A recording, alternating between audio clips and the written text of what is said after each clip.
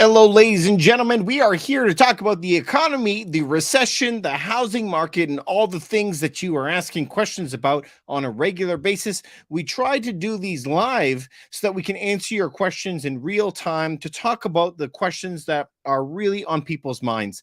We have a lot of people that call that we're ahead of the curve. We have other people that are calling that are behind the curve. It's causing them a lot of strife in their day-to-day activities. Now, what's happened is as these interest rates have gone to the absolute moon, it's actually hurting a lot of people. And people are getting squashed by these mortgage payments. So we're seeing what the national numbers are, that it is 28% above what it is, but that is national, okay? This is the average. Whereas the individual people who have renewed their mortgages or who bought at the beginning of last year and suffered this interest rate hike, their payments are up generally around 50%. Those are the people that are getting hurt right now in the market. So let's get a little bit more details if we move on about this, okay? So we're going to take a look at right now what is happening in the US. This is the 2-year and 10-year spread, and then we're going to look at Canada. The 10-year and the 2-year is what you're going to find out is going to show you a marked problem. And we can see that right now it is vastly negative. So when something negative happens like that, it's showing you that there's going to be a mega problem.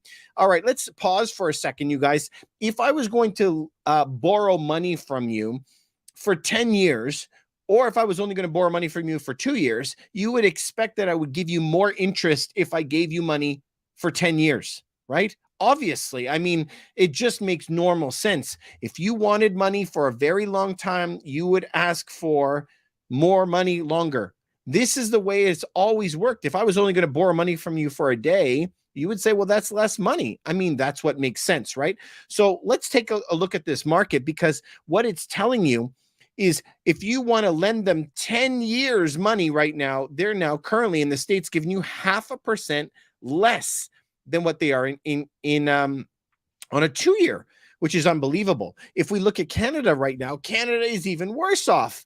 So Canada right now is negative 0.9% or 91 basis points. That's the difference. So most people are going to look at that and tell you right away, well, David, that's not a bad thing. The US is a lot closer to zero than the Canada is. And I agree that at first glance, that seems to be right. But we got to dig a little bit more into those details to find out where we are. And housing is responding to this right now as we speak. As we speak in Canada, mortgage rates are going up. But let's take this back a long way, okay? And we're going to go back as far as we possibly can into the 70s and take a look at that. When we take a look at the 70s, you can see that there is a massive inversion in the 2 and 10 year. And then as it pokes up, as it goes up, that's when we hit the recession, which is the gray bar. It always comes back and then it hits the recession. It goes negative to flag you, and then the recession hits once it goes positive. Flag happens before the recession, then it hits. So right now it is flagging that we're negative. But if we remember that it always goes negative and shows a sign of worry, then when it actually goes up, that's when you got to worry. So the United States, to look at theirs just in the past 1 year, to see that it actually bottomed out and is now recovering, that's a dangerous sign. It means we're on the way to another big hit. So you would say that this 2-year and 10-year, you're saying, well, David, this doesn't look very good. This shows that there's something bad. Remember, it did this back in the end of 2019, just before the repo markets collapsed.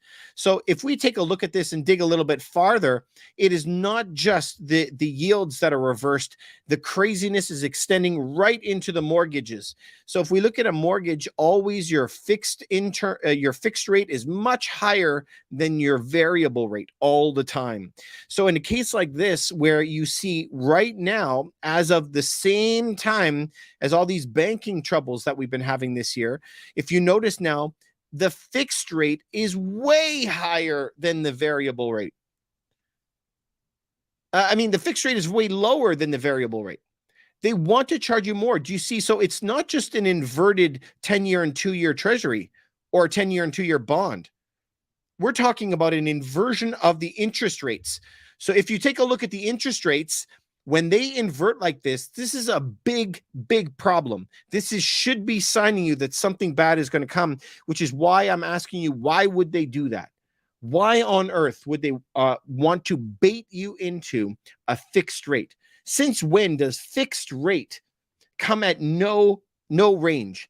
And this is what I want to tell you, is because if we were in a world right now where these guys know something that you don't, do you think that they have access to billions of points of data?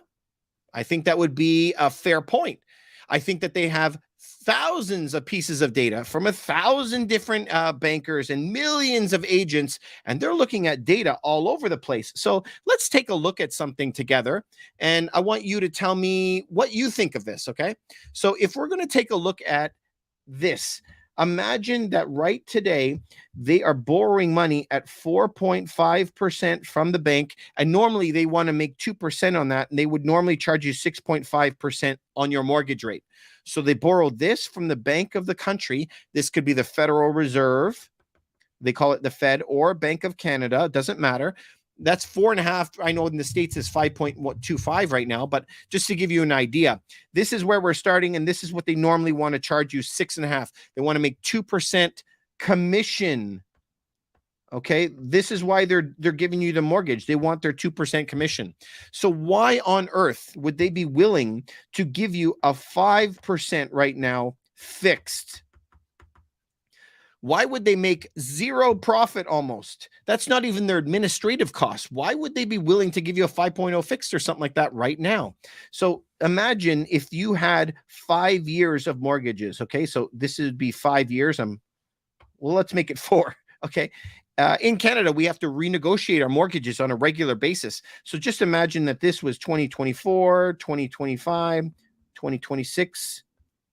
And 2027, okay? 4 different years. If they knew that the mortgage rates were going to be 5% here, and it's actually costing them 4.5, why would they accept no profit? But if they had a very, very, very strong idea that something bad was going to happen in the market, and all of a sudden by next year, it would be 2.5%, and the year after that would be 1%, and the year after that would be 0. Look at all of this commission that they would be making. They locked you into this rate. All of that would be commission. So they're willing to take hardly anything up front if they know that they're going to make huge money off of you on the back end. So this is why I want to challenge what you're thinking. I want you to think outside the box when we're actually looking at things like this, because this could help you in the long term, right? This is where you have to be thinking. So when you look at a rate, it doesn't matter what bank you're looking at. When we see an inversion of those tables, and then you see an inversion of the mortgage rates, this should spell a lot of trouble for you coming on. So right now, what's happened in Canada, the big news in Canada is that we are most likely going to have an interest rate hike. So if we just go back and look at where it has been in the past year, we could see that there is a spike in prices over on this side. A big spike in prices. So let's just go back just to 5 days and take a look at 5 days. In 5 days, we could see that the prices of mortgages are on their way up, and they're going up and up and up and up. So you have to ask yourselves, why on earth is the bond rate going up and mortgage rates going up? Why? Why are they going to charge us more? This is what's going to, the bettors on the market are betting on right now, is because we've had super strong jobs reports and very, very hot inflation. Inflation is not going away, and we're getting a lot of jobs. So they are betting that the Bank of Canada on June 7th is going to say, we're going to raise rates. So the bad thing, your mortgage payments are going to go up. The good thing is the cost of everything else in the country is going to go down, or at least not go up as much, because everything we import is in US dollars. So it's really, really important that you understand the way that this stuff works, so that you can hedge for yourself. So if we're looking at different parts of Canada, if we were going to look, or the United States, they're all very, very similar to this. We'll have places that are very, very, let's call it hot. So you have places that are very, very volatile, and we'll have other places that are not very volatile. So in Canada, we could pick maybe a smaller area, some very hot areas, and maybe a medium area. But if we take a look at the different areas that are around, you can see that some in the red are very, very volatile, big ups and downs in prices. Look at like the prices going from $1,045,000 dropping down to $891,000. So when you can wipe out $160,000, that's a big deal. Look at this blue one, 1.3 on average in Toronto, down to just over $1 million. So when you evaporate $300,000, a lot of people are going to get really hurt. Check out this one right though. Alberta is chugging along very safe. So in the United States, there's certain states, if you want to look at like Kentucky or Tennessee or something, that are very, very level. And then you'll go look at the tops. This is a Vancouver number, but this is what San Francisco is going to look like. So you got to look at individual specific areas. That's what I want you to do. In Toronto, we're having a crazy 12 months because look, in the past 12 months, property prices have barely gone down at all. Property prices since last May, 1.1, and currently is sitting at 1.1. We've recovered almost all of the money that we lost in the past 12 months. So if the money has almost all recovered, I mean, if you were on the fence about selling and you were like feeling that you missed the boat, I think this is a wonderful opportunity for people to make some of their money back. That's what I think. So if you guys have any questions and you want me to hit them live, please leave your questions on Instagram, YouTube, Facebook, TikTok, and let's talk about them. And let me try to get to them. I see a whole bunch of questions coming in, so let me take a look at them. Allison, you're saying you see why I'm saying it's a good time to sell, but not a bad time to buy. I agree. Yes, I think it's a great time to sell and a terrible time to buy right now. But where do I mean that? If we were going to look at a chart right now and take a look at these 4 different places that I told you about, it really depends. Because if you're going to take, well, here we are, this is a Toronto, I just hit it by accident. If you can follow its mean, obviously there would be a line somewhere around where the mouse point is here. So once you hit that line, it's okay. So you can follow this. We're almost going to come back to the mean. So if it falls a little bit more, it would be a good time to buy in Toronto. It would have to fall down right around to $1 million. But in Alberta, for example, where it's been flat like this, that's still a great time to buy. Do you know what I mean? So it really depends on the certain area that you are in. Kingston is correcting nicely. It's coming right into the window, a good time to buy there. We have somebody that's asking about Surrey. I don't have Surrey, but I do have Greater Vancouver. Greater Vancouver, as you can see, it topped out at 1.2 is the top price in Vancouver. Dropped as low as 1.1, and now it's recovering up to 1.17. So it's doing very, very good. Halton and Burlington, you want us to look up some specific cities.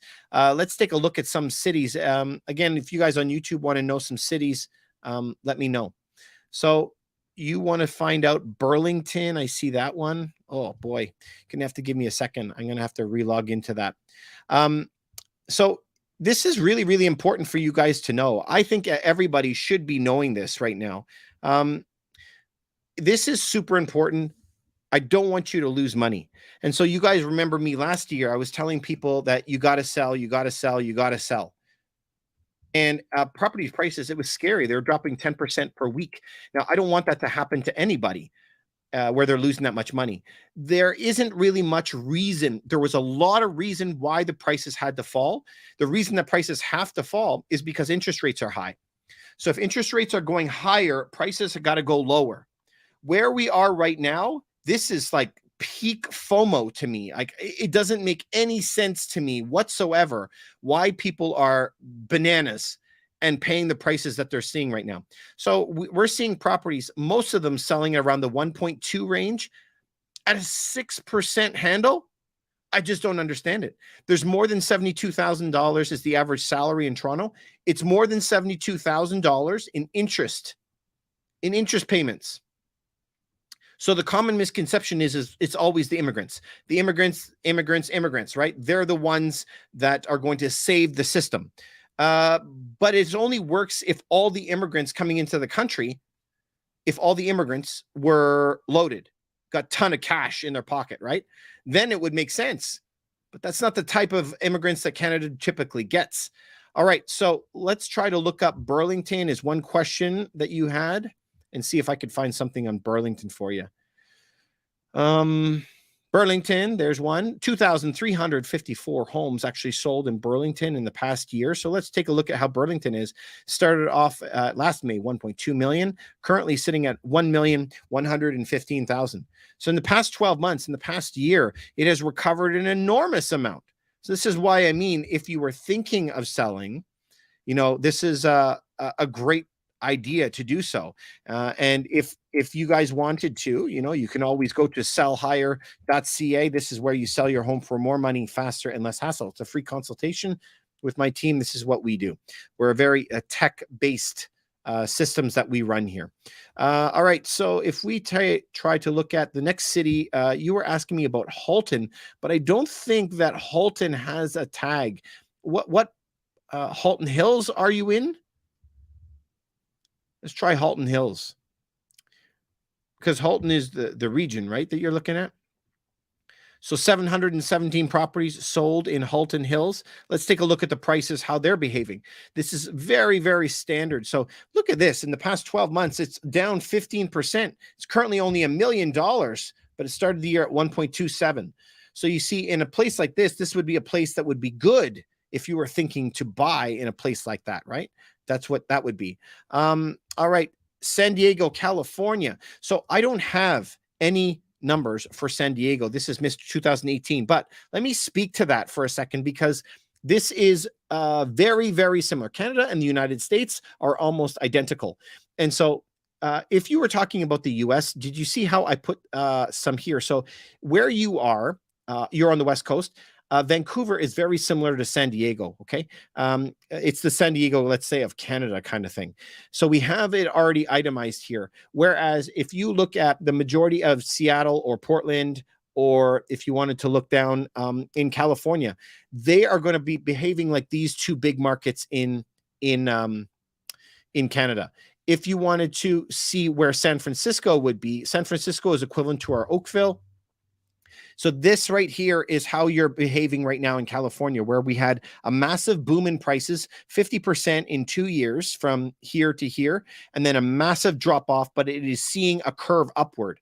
This is the same thing that we were talking about before, about this mean. And so this is the 2-year and 10-year treasury in the US. So when we're looking at the 10-year and 2-year treasury, we see that it is inverted, but it's actually coming back. So as it's coming back up, this is what is going to be pushing mortgage rates up now, which is going to further cool the market. But thank you very much for your question. I really appreciate it.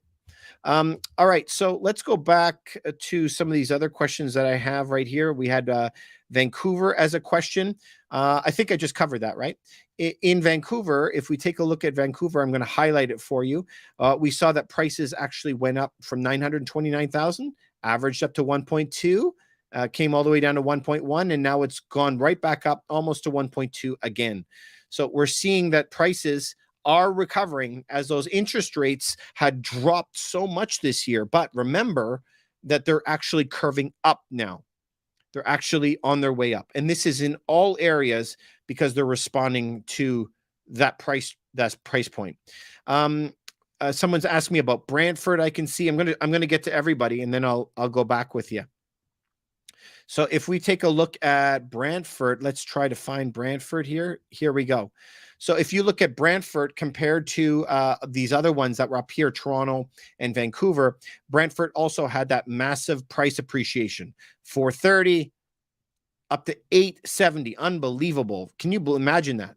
That is up like 75%, come way, way, way down, all the way down to 650, and now it's sitting at 680. So remember, when properties go from 850 down to 650, this can bankrupt a lot of people. And so we're trying to stay away from those bankruptcy events. This is why I was telling people last year at the peak that it was a great time to be selling a property.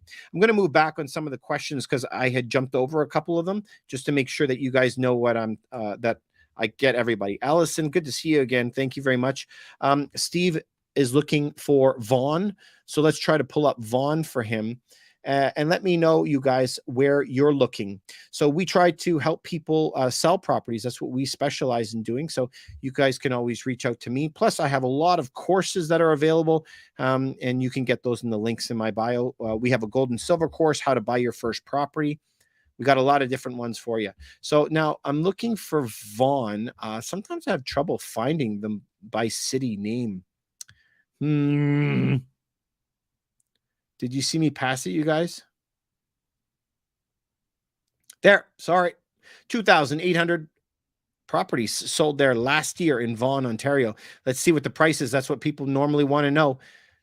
Look at that. Last year, 1.3 million last May, and right now sitting at 1.3 million. So my goodness, when you see a property having recovered all the price in the last 12 months, and you were thinking about selling, that's a great idea to sell it, right? If the property hasn't recovered at all, like just say that it already ate the $300,000 loss and was still sitting at $1 million, you probably would want to hang on to it. Can I do Ottawa? Yes, I can. Thank you very much for your question. Let's try to pull up Ottawa. If you guys, I always try to remind you, I have a channel on YouTube, and I did an entire video about capital cities of the world. I don't know if you saw that one, Allison, but yeah, I did it on capital cities. So go to Rough Team Realty, same name, on YouTube. So if you take a look at Ottawa right here, like when we started printing money, 450 and rebounded all the way up to 720. Unbelievably unhealthy. Prices have come down, but notice that the Ottawa numbers have not crashed down near what the big markets did. Ottawa is usually very, very steady in prices, and it's all because the majority of the city is government workers. Why we always like to live in capital cities is because the majority of people are government workers. It's very, very, very steady, and it has a big cap on prices, and there's an abundance of things to do in the cities because they try to encourage foreign diplomats to come and explore their city. We need supply is one person's comments. I totally agree with you. All this nincompoop talking all the time. It's supply is the only thing that's going to fix the problem. Can you share your YouTube link? I'd love to send it to people. I don't. So if you go to YouTube, I don't have the link.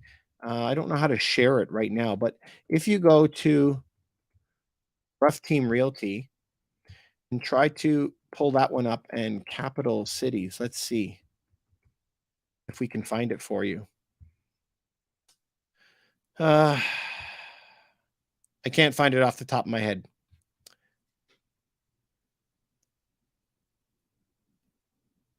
I don't know. I somehow feel that this might be it. Oh, this is the one. This is the one, Allison. Get the most space for your money. 2023's cheapest cities to relocate to. There, that's the one on capital cities. I see my words popping up there. So that's the one you got to look at. Average homes at Canada 1.2 cheapest cities.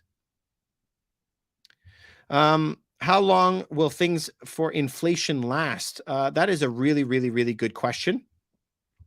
And this is my answer for that one. Unfortunately, it's not a good one. The inflation has to stick around for a long time. We don't actually have much choice on this. The only reason that inflation was held down for a lot of years, the only reason is because we had China, 1 billion people willing to work for $5 an hour. So we're able to offshore all of this stuff. On the other side, Russia was willing to sell us copper, aluminum, gas, and everything far below market value. So now that those two things are getting taken away, we're not going to be able to have a no inflation future.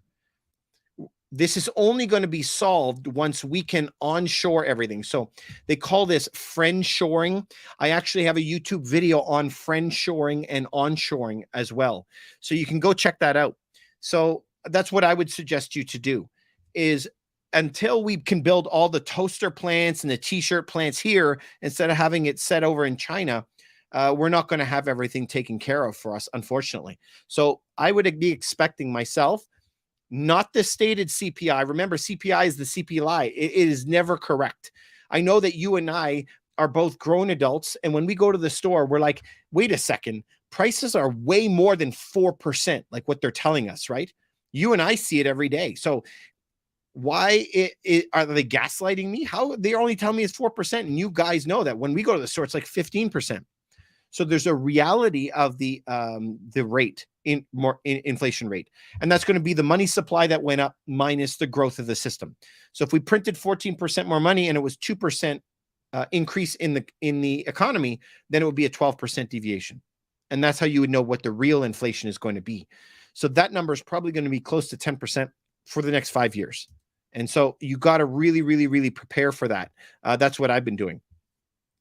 I got some questions. Catherine Rogers and Tiff announced. Yeah, Thursday. Some these crazies.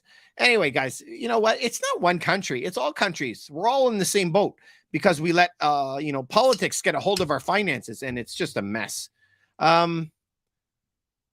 Yeah, so let's see how it goes.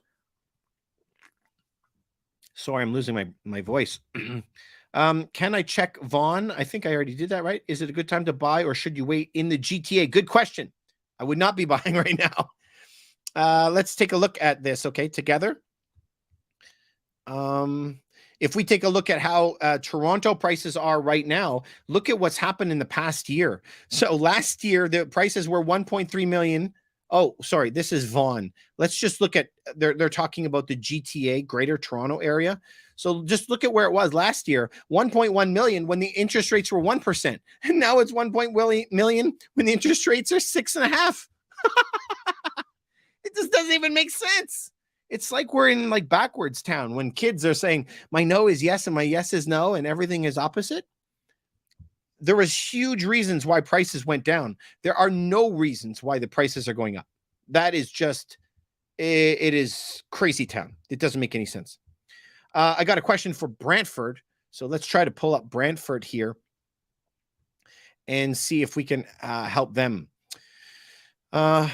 Brantford. I always have to start searching for it. Brantford.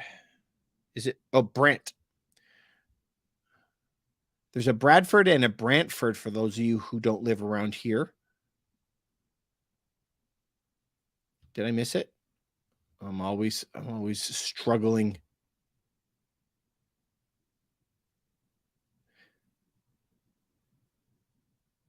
I can't see it. You know, this is a problem, is the search doesn't always work. That's why I'd like to find it. I don't have enough data on Brantford, so let's try and pull up my backup, okay? Brantford, I got it.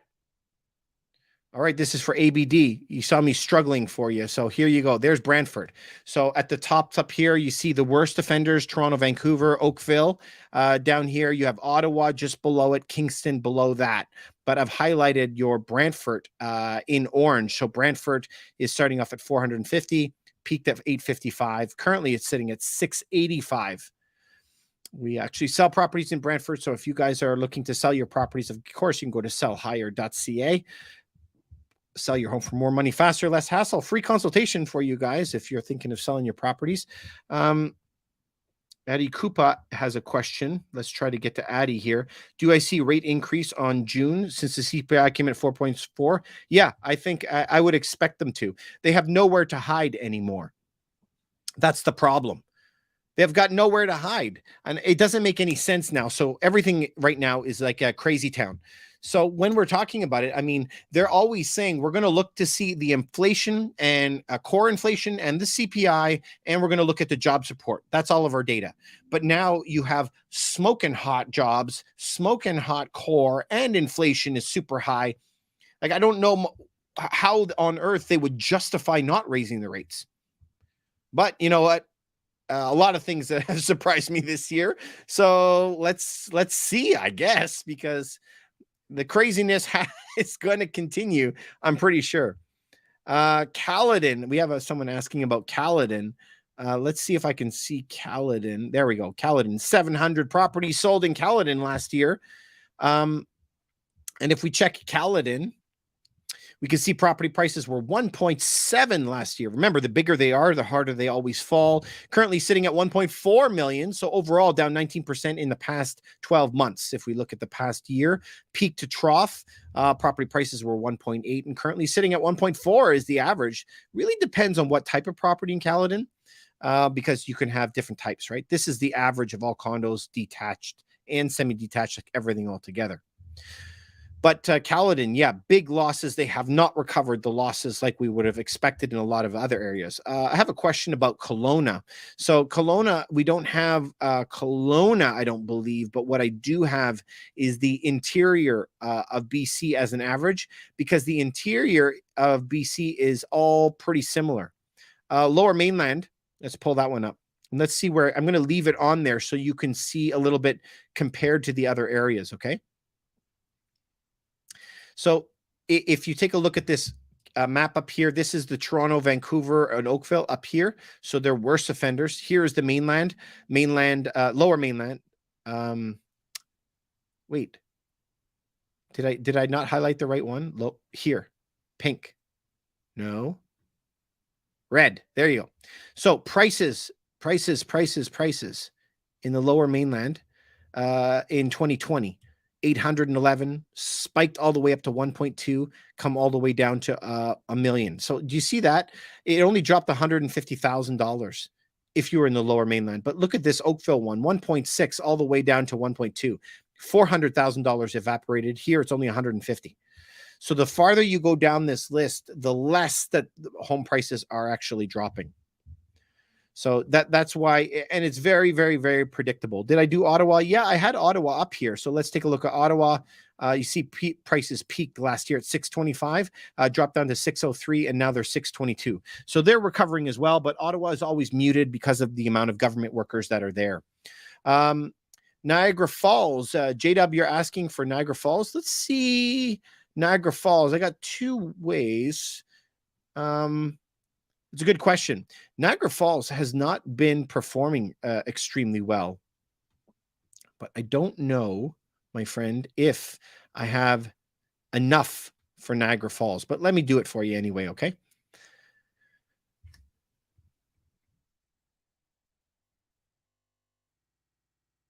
I'm not sure if I have it. I don't. I'm sorry, I don't have enough for Niagara Falls. I apologize. Don't have it. Caledon. You want me to check up Caledon? I think I did it earlier today, but I'll do it again. 711 properties sold there. Let's see how Caledon is behaving as far as prices are concerned. So if you were talking about Caledon in the past 2 years, property prices were as high as 1.8, currently sitting at 1.4, 23% down. That is pretty average. Michelle, hey, how are you? Good to see you. So I think that I've caught up. I thought we did Brantford. Maybe that was Bradford. Did I not do both? I don't know. Let me know if you want me to do them again. Still good time to buy in Caledon. Then I guess I wonder about a bungalow style in Brampton, Caledon. So let's take a look at just detached properties, for example, that are in Caledon. This is for Allison. Just detached properties. Let's take out the semi-detached and everything else. You can see that the prices were over $2 million at one point last year, at the beginning of last year, currently sitting at 1.5. So the average is down 26%. So, I mean, for me, when interest rates are going to spike by 4.5%, something like that, that means property prices have to come down 35%. So to me, it's still too high. I would wait for this to hit 35, and then I might consider buying it at that time. If I could have bought instead of 2 million and I would have bought in December for 1.3, that would have been a buy level right there. Sold my house last year and I'm still looking to buy. Should I wait and rent for 6 months or a year? I would. I have no idea where you're living though. that means everything. So just tell me where you live and I'll let you know. I see lots of demand in Burnaby, BC. Can you show a rebound price? Is a question coming off of YouTube. So thank you very much, Burnaby. So let's see what we can find in Burnaby. I don't know if we have enough there. You know what? Burnaby, I've never done analysis. I don't think I remember doing one in Burnaby before. Would it be considered in yeah. Okay, it's in Vancouver. I just didn't know if it was how far past Coquitlam it was. Okay, so all I can do is I could show you van numbers, okay? So if we just take a look at Vancouver numbers, and we take a look at there, you could see that when they started printing money, okay, in 2020, and this is Greater Vancouver, okay, when they started printing money, it was 925, shot up to 1.2, all the way down to 1.1, currently sitting at 1.2. So you have to take a straight line and draw this straight across. We're not there yet. You would need, for me to be buying in the Greater Toronto area, you would need prices to be hitting somewhere in the realm of 1.1. I wouldn't be paying 1.2. 1.1 could be an entry point. So I wouldn't be doing this right now, because I actually think that the recession is going to hit really, really bad. If you take a look at the 10-year reversion in the US, or the 10 and 2-year in the United States, Canada, doesn't matter which one, we're in big trouble on each one. We also have an inversion of the mortgage rates that is coming back to bite people. So I think that we're going to be in for some hairy times. So if I was in the Greater Vancouver area, I'd be holding off.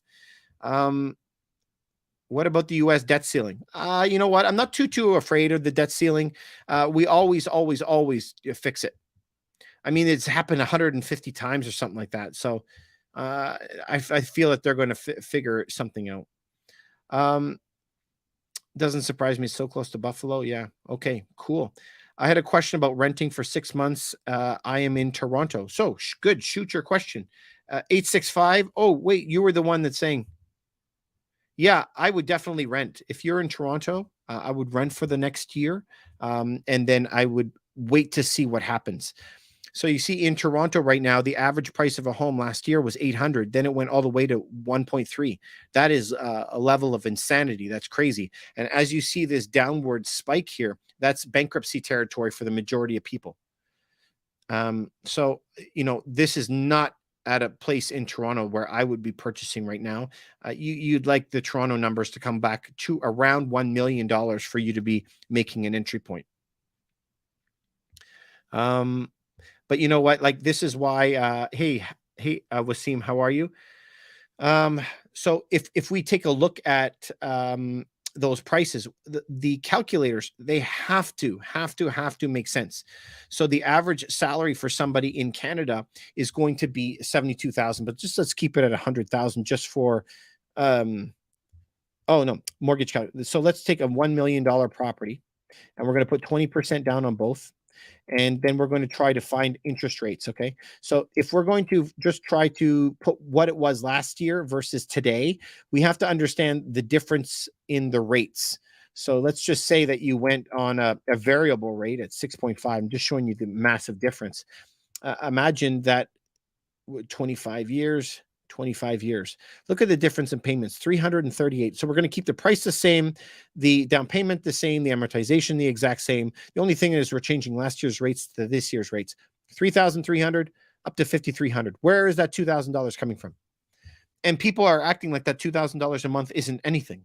So this is a big ass problem, and it's going to take down people, and a lot of people, unfortunately. So if I was in Toronto, I would definitely be waiting. That's just my personal opinion. And I know that sounds crazy, right, guys? Because I'm a real estate agent. So I only make money if I sell people properties. And here I always say I'm the only real estate agent that is operating out there telling people don't buy. Because I want you guys to learn. And then hopefully on the other side of this, that you will have made some money, and then maybe you're going to come and sell your home with me later.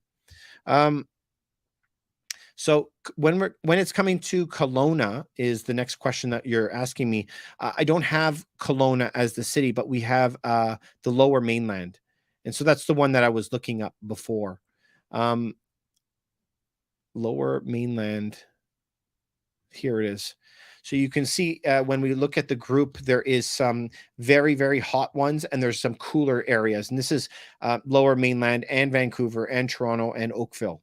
They're kind of the worst offenders that are actually out there, and that prices are really, really, really bumpy right now. But Lower Mainland right now, average price is $1.1 million. At the peak last year was 1.2. So it hasn't really adjusted to higher interest rates. It doesn't make sense right now. Ottawa is the next question that is there. Yes, we've talked about Ottawa today. Ottawa projections, if you can see where the prices are right today, they peaked out at 720 dropped to 610, and now it's 620. The problem is if you take a look at where we started printing money, which is where we always have to start at 500, we printed 50% more money.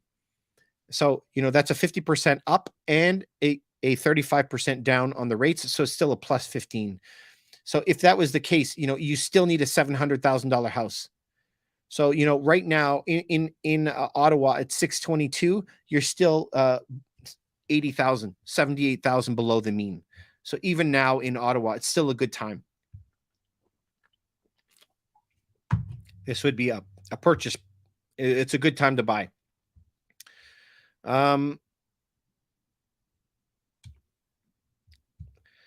This is why statistics is such an important course in university. Yes, Allison, I agree with you. I didn't take it in university, but I had to learn a lot about it later.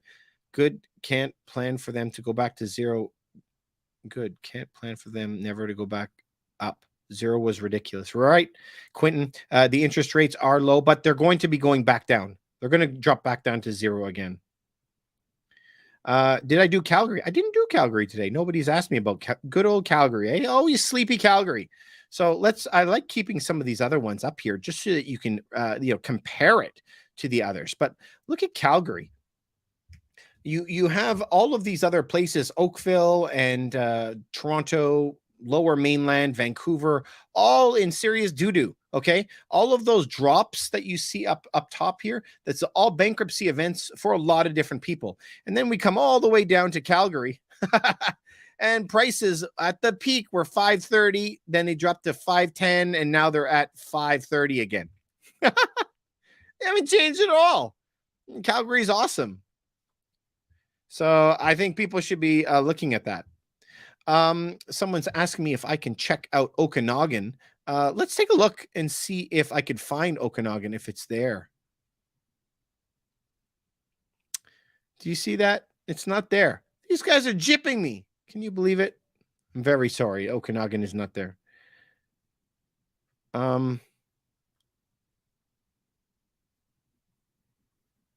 New Brunswick. Yeah, let's take a look at New Brunswick. No one's asked me about that today. So let's just remove some of the noise because there's a lot on here, okay? Going to take some of them out and see where we are. Whoops.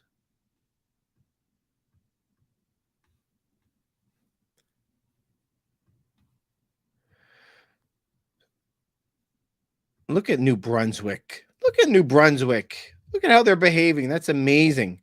So if you take a look at New Brunswick right here, the average price was 170 in January of 2020, went all the way up to 300, and now it's sitting at 279. Unbelievable. That's great. So, they're really, really good right now. So I love that. New Brunswick is really good. It's one of my favorite places in Canada to invest in, by the way. Fredericton, probably the best place I like right now. And I think that everybody should be thinking about expanding their knowledge and looking at new places. Lower Mainland, let's take a look at Lower Mainland. So, when you look at New Brunswick or whatever here, which is this low blue one, it all of a sudden makes Lower Mainland look a little bit crazy, right? Lower Mainland, look at the prices were all the way up to 1.2, crashed down to 1,050,000. Now it's back up to 1.1.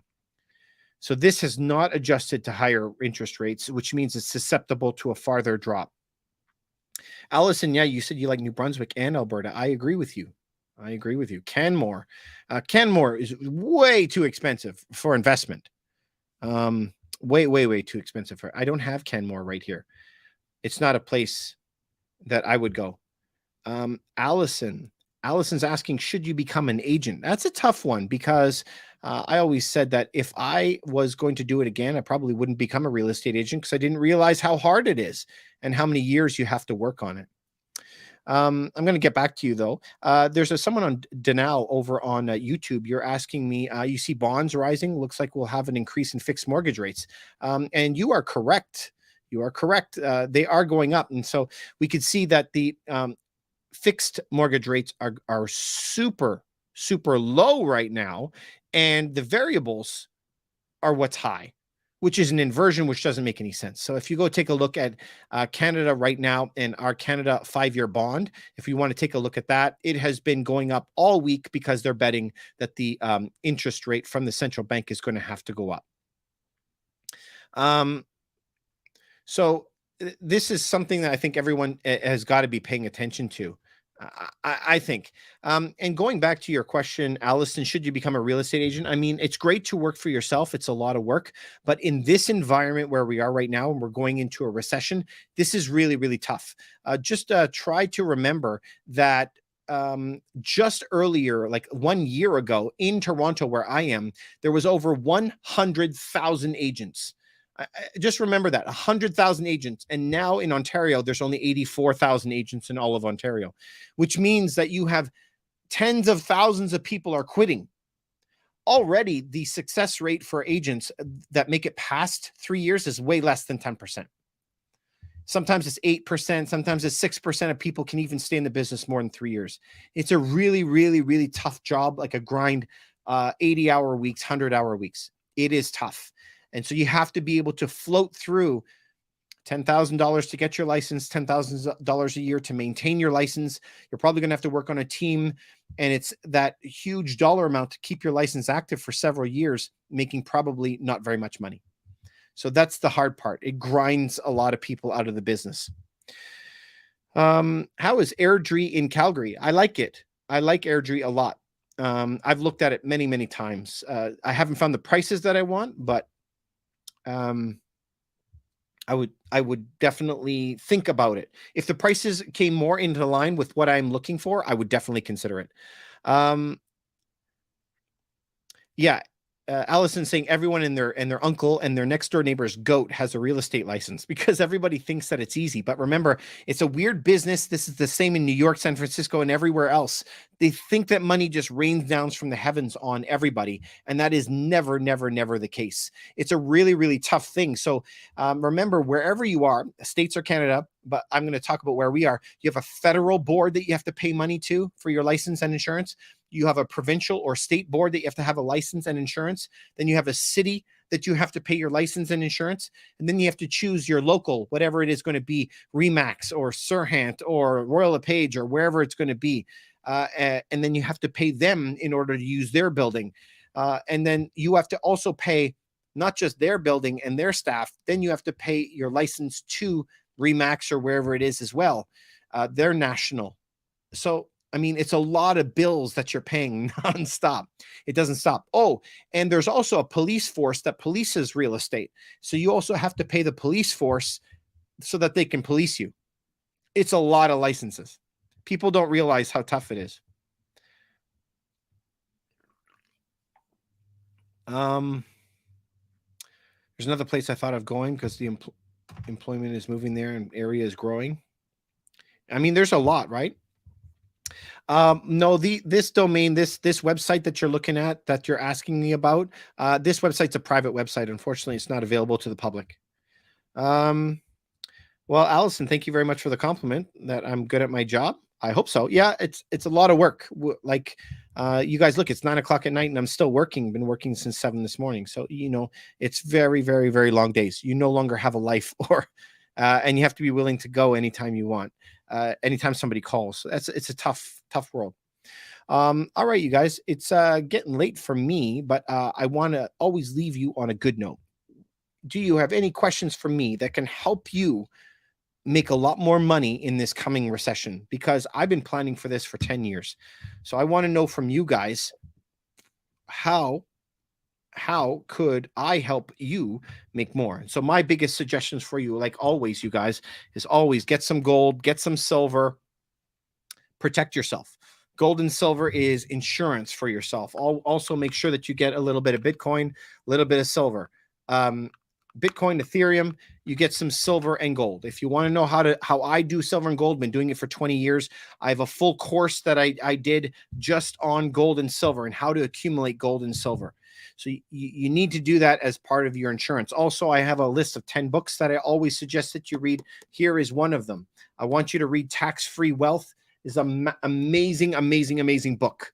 by Tom Wheelwright. You don't have to pay taxes legally if you don't want to, if you just do what the government is asking you to do.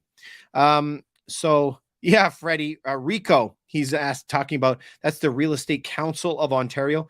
Council. It reminds you of like the Council of the Fellowship of the Rings. That's the real estate police. How are you, Freddie? Good to see you again. Hope that you're doing very well. Tax-Free Wealth was the name of the book. Yes, Allison. Tax-Free Wealth by Tom Wheelwright. Take a screenshot. I know it's backwards for some of you, but take a screenshot. That's the book that you got to read. He's going to show you that you don't have to. You don't have to pay taxes if you don't want to. It's a choice to pay taxes. So if you are a T4 worker in Canada or a W2 worker in the United States, you have to pay taxes. You don't have a choice, right? But if you want to become an investor now and rearrange your life, you don't have to pay taxes. The main thing to know is that all countries are the same. Everyone thinks that they're a snowflake. Everyone thinks they're a snowflake, but nobody's a snowflake anymore, okay? That's the crazy part. Everyone thinks they're unique. Every country is the exact same thing. They need oil, they need technology, they need food, they need jobs, and they need houses. 5 things. 5 things. That's it. And so if you do any of those 5 things, every government will love you and says you don't have to pay taxes anymore. If you want to be an oil drilling person, you don't have to pay taxes if you don't want. If you want to make a lot of houses for people, you don't have to pay taxes anymore. You can create jobs if you want. You don't have to pay taxes anymore. If you do what they need. But the easiest one is housing, by far. You want to have a whole bunch of jobs? No, I don't want to have a whole bunch of jobs and create jobs and hear everyone's sob stories. It's not the primary one. Do you want 1,000 employees? No. Nobody wants that. So, Allison, go check out this book. Freddie, go check out this book. It's a great book, and it'll help you start reframing your mind. I can tell you that the knee-jerk reaction to everybody is always like, no, it seems too complicated. I'm like, well, what is the option? You're just going to work till you're 70? Anything worth doing is worth doing right. And so just get in the right mindset and understand how it works. And understanding the financial plumbing is going to make you a lot better investor in the future. I promise you, and it's worth it. All right, guys, I wish you the very best to all my friends. Thank you guys for coming out here tonight. I hope I helped you. Hope that you have a fantastic night. Please remember, if there's anything I can do for you, you can send me a direct message. Also, you can go to sellhigher.ca, sellhigher.ca. If you're thinking of selling your properties, we sell your home for more money, faster, and less hassle. It's a free consultation with me anytime, and I wish you the very best. Merci beaucoup. Thank you, Allison. Have a great night. Talk to you guys soon.